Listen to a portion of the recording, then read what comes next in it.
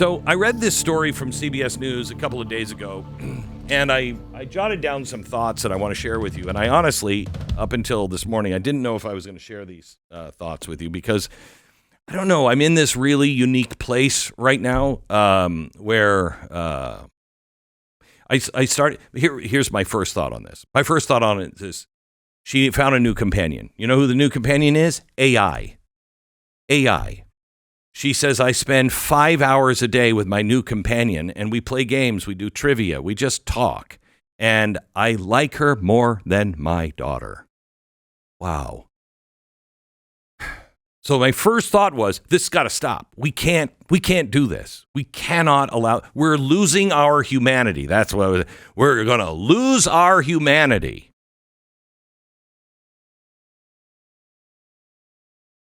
And then as I was thinking about this and what I wanted to share with you, I thought, gosh, maybe we have already lost our humanity in a different way. And then I just started going down this rabbit hole about me and like, you know, who are you to say any of this stuff?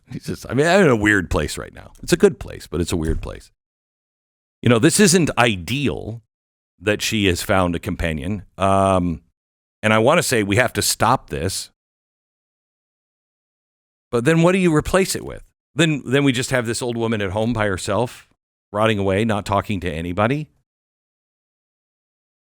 Have we lost our humanity? Because my thought was, what have I done to exercise my humanity? Instead of just getting on the radio and just, la, la, la, la, you know what you should do, you know what we should do, and then not do any of it.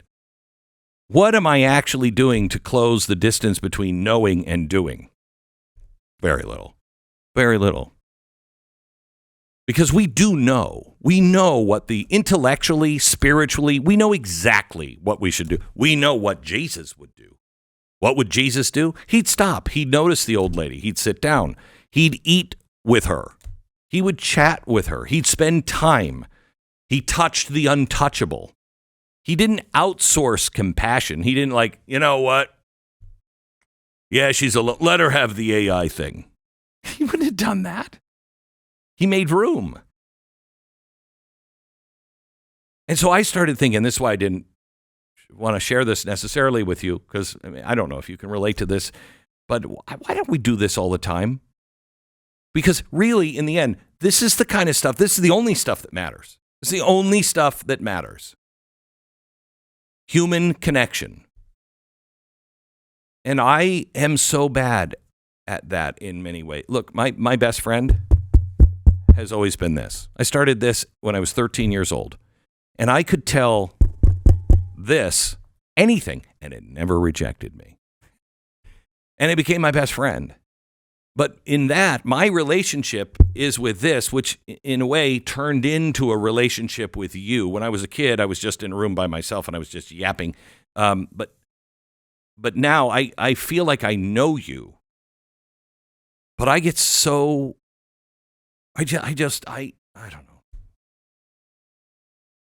Sometimes, do you ever feel like there's a hole in you, you're missing something, you're like, I think I'm missing a piece that other people have, you know what I mean?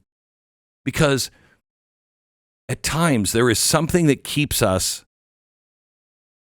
from doing the most human things. And I think part of that is fear. And this is something that goes not just to the elderly, but it goes to you, and it also goes to our kids. Look, why are we embracing fake AI friends and talking to them and everything else? Why are our kids on social media? Because real face-to-face stuff, real kindness is really risky. It's really risky. If I step into your loneliness, it means I have to feel my own loneliness, you know? Hey, how are you? You don't really want an answer. You don't want an answer. So we all say the same thing. Fine. Pretty good. Hey, you're not. You're not really fine. You're not probably pretty good. You might be having a great day. You might be having a horrible day, but you'll say, fine, pretty good. And you're doing it out of a courtesy because you know when you ask the question, you don't want somebody to say, I'm really struggling right now, because then you're like, oh, dear God, I've got to stop my day and sit down and talk to you. I didn't really want to know. I know I don't have time for this. You know what I mean?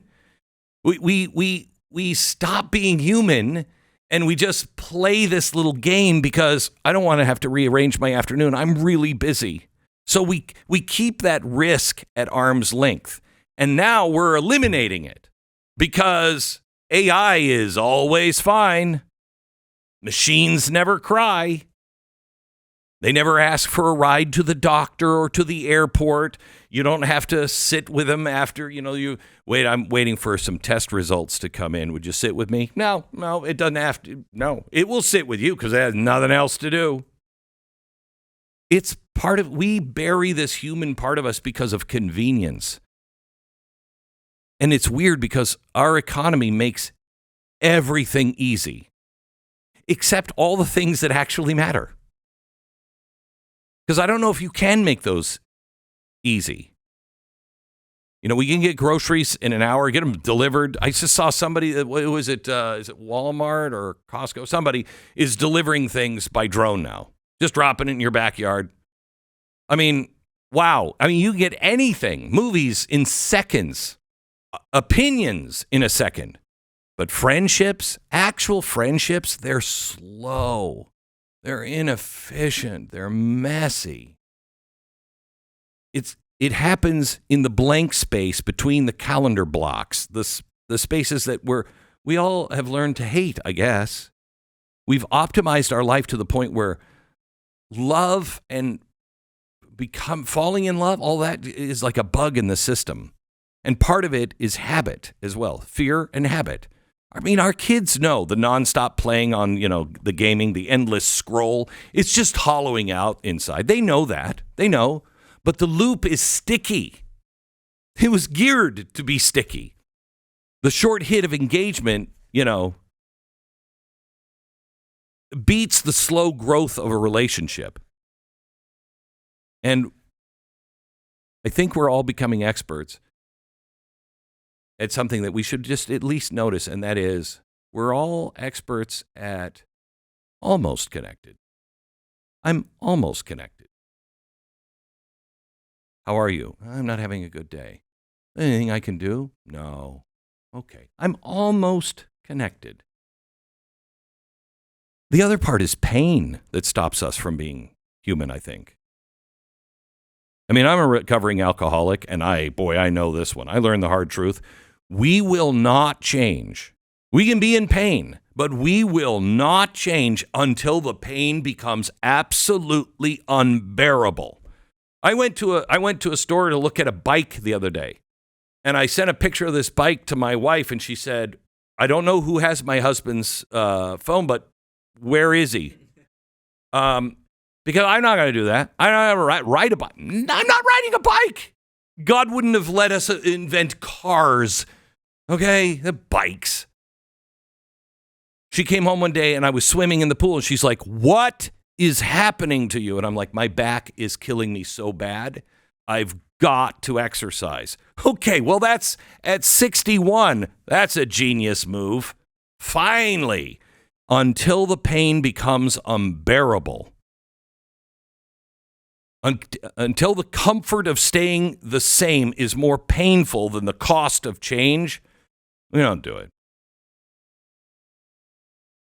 The real question on AI is, with AI, will we feel the real pain that it is going to cause humanity soon enough to change? Or does the machine just soften the edges just enough that we just adapt downward, just lowering the temperature a few degrees at a time? You never notice the temperature drop. It's just slowly. That's the danger. That's the real danger. Not that a chatbot runs your life, but it makes a diminished life tolerable. It's an anesthesia. Sleep a little bit. An imitation of companionship that never asks for anything in return and never interrupts. She probably likes it more than her daughter. It's because your daughter probably has edges she doesn't like. The AI will get rid of all those edges. And if we're not careful, the lonely will not just be alone. They'll be alone with an elegant coping mechanism. So, yeah, I want to I want to warn of the line of humanity being blurred. I'm going to argue, and you're going to hear a lot of this, personhood is really critical that we pay attention to this. Presence, really important. But that's only really half of the sermon given by the man the least qualified to preach to you. The other half is a question.